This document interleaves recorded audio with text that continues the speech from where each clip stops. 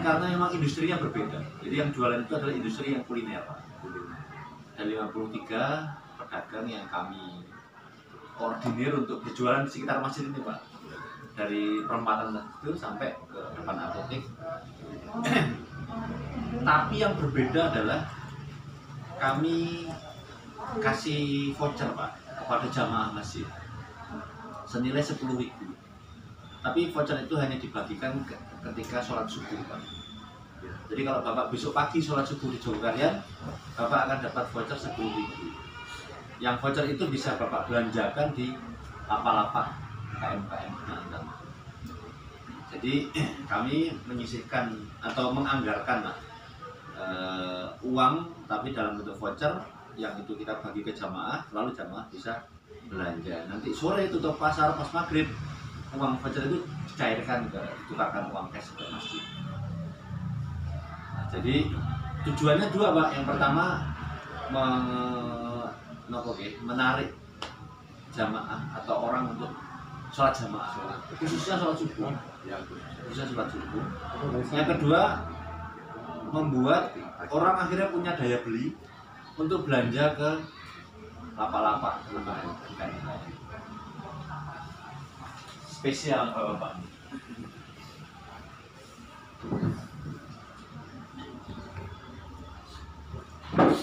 Karena Bapak adalah tamu yang harus dimuliakan, jadi saya kasih voucher tanpa besok sholat subuh. Gitu. Cuman karena udah sore kayaknya dan ini hujan, banyak yang sudah kukut ini, Pak. Iya, Pak. Jadi souvenir. Jadi untuk contoh di sana nanti, Pak. Dibawa balik boleh, ditukar, dibelanjakan juga boleh, Pak. Ada angkringan, ada bakso, ada jus. Di seberang ada nasi goreng tahajud, ada kebab yang masih tersisa ini ya. Kalau tadi pagi habis subuh penuh, Pak, ini, Pak. Dari pagi berarti ya? Dari pagi. Ini Mas ya, sehubungan dengan kehadiran kami, karena kami ini satu rombongan, cuman domisilinya berbeda-beda. Di kecamatan. Kami berkecamatan di Muara Sugihan, dan yang bapak-bapak yang lain ini di Muara Telang dan Muara Saleh. Iya. Nah, dengan demikian kami mempunyai inisiatif untuk bersilaturahim di pengurus masjid Jogokaryan berdasarkan berita yang dibawa oleh teman-teman itu sangat harum gitu loh. Maka betul, Pak.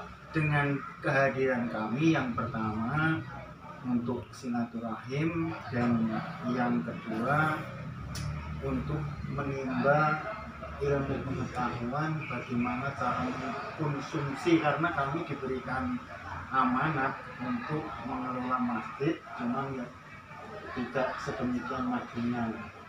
Oleh karena itu kami mengharap dengan pandangan-pandangan bagi orang-orang yang memiliki suatu pengalaman atau memiliki ilmu yang sangat luas untuk membawa simpatisan daripada masyarakat tersebut.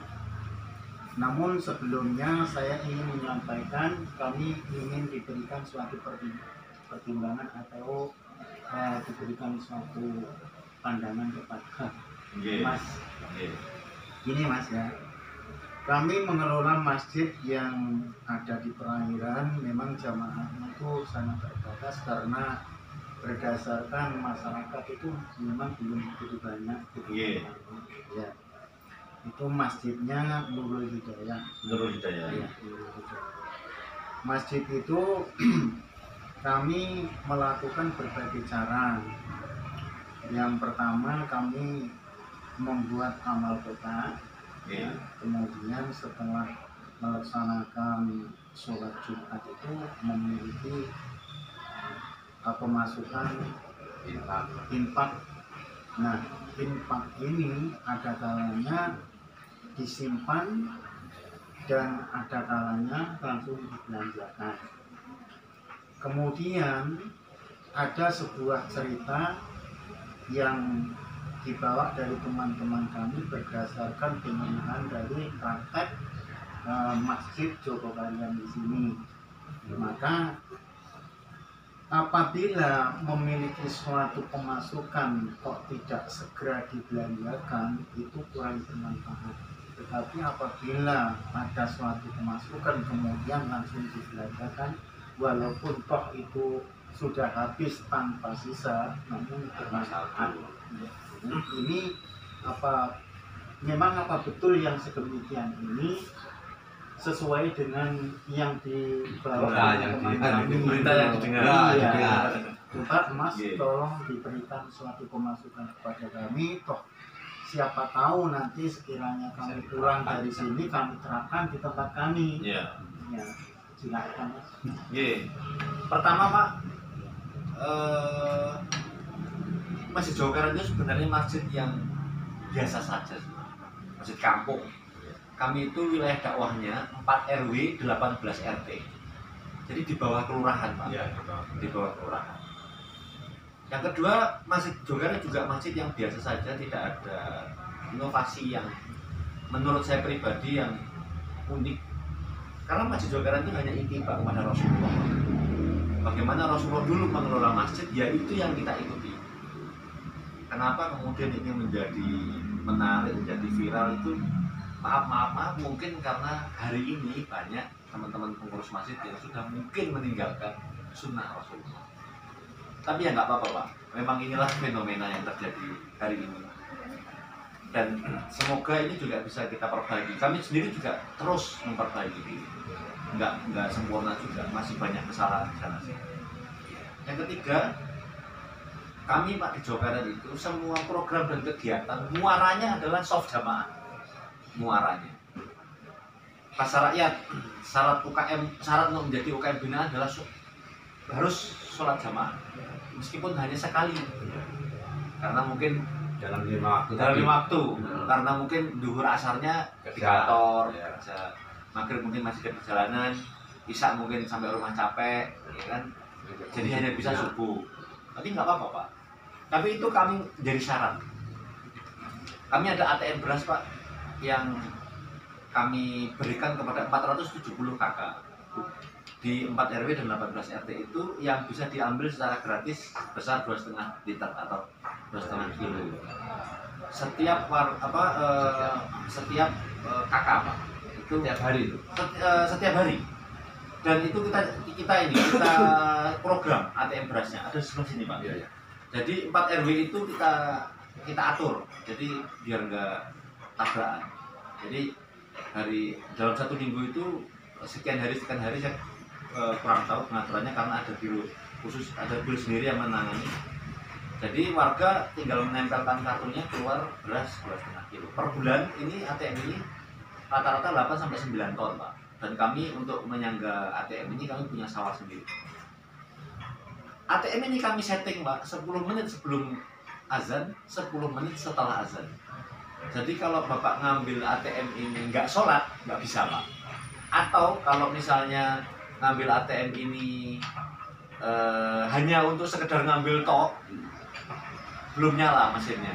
Karena nyalanya itu adalah 10 menit sebelum azan dan 10 menit setelah sholat. Jadi orang yang ngambil ATM ini akhirnya mau tidak mau sholat jamaah Pak. Mau tidak mau. Jadi semua program kami di sini itu kita muarakan ke syaf jamaah. Contoh yang lain, kami itu membagikan takjil untuk Ramadan itu 3 hari penuh, itu 2.500 sampai 3.000 porsi Pak. Makan besar, makan ya. Yang itu menjadi salah satu program andalan kami yang itu tersiar kemana-mana. Selama 3 hari full makan 2.500 sampai 3.000 pakai piring Pak, bukan pakai box. Kenapa pakai piring? Supaya ribet Pak. Kenapa ribet? Karena kalau ribet itu rantainya panjang. Ada relawan yang naruh nasi ke piring, naruh ke kuah, ngangkat, isah-isah atau nyuci-nyuci. Jadi itu menjadikan masjid kami itu padat karya, menyerap partisipasi warga. Sehingga kalau bahasa Jawanya itu disengkuyung bersama gitu Pak, di bareng-bareng gitu. Akhirnya kan jadi guyup. Itu dari sisi sosialnya. Dari sisi non sosialnya kan kita jadi berbagi pahala yang banyak. Karena semua orang mendapatkan manfaatnya. Dan relawan itu kita gaji, Pak.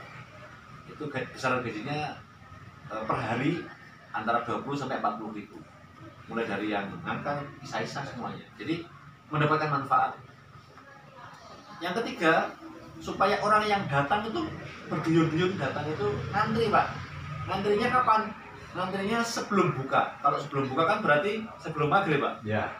Dia ngantri, lalu begitu dia ngantri itu ngambilin piring-piring itu, lalu begitu azan kan dia boleh makan, maka dia akan makan, Pak. Tapi karena di sini berjubel, Pak, 3.000 orang, akhirnya kan jadi harus makan di tempat, karena kan dia pakai piring dan berkuah. Itu pasti berkuah, Pak. Ya. Macam-macam menunya, tapi yang pasti berkuah. Supaya nggak bisa dibawa kemana pulang gitu, supaya bisa dimakan di masjid. Dan karena crowded, Pak, rame di sini ini, kita itu sholat maghrib itu kalau Ramadan itu bisa sampai 5 gelombang. Jadi sholat maghrib terakhir itu sudah hampir mendekati isya. Akhirnya mau tidak mau dia itu sholat maghrib di masjid dan sholat isya di masjid. Karena ada hadis barang siapa yang sholat maghrib dan isya di masjid berjamaah pada saat bulan Ramadan, maka diharapkan baginya untuk menyentuh api neraka. Jadi semua keputusan dan program kami di sini itu pertama berdasarkan dalil, yang kedua berdasarkan dalil hadis dan Quran, yang kedua muaranya adalah